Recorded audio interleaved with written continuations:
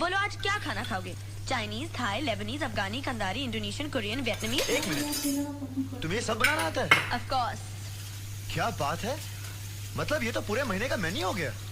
चलो आज एक काम करते हैं, आज हम हिंदुस्तानी खाने से शुरू करते हैं। दाल रोटी। दाल रोटी? हाँ। वो तो नहीं बन सकती। क्यों? घर में सब कुछ तो है। इसमें लिखा नहीं है ना। मतलब तुम इसमें से पढ़ के बनाने वाली थी? हाँ। मतलब तुम्हें कुछ नहीं आता? आता है ना, चाय बनाना, बॉइल्ड अंडे बनाना, पापड़ सेकना। तो तुम्हारे घर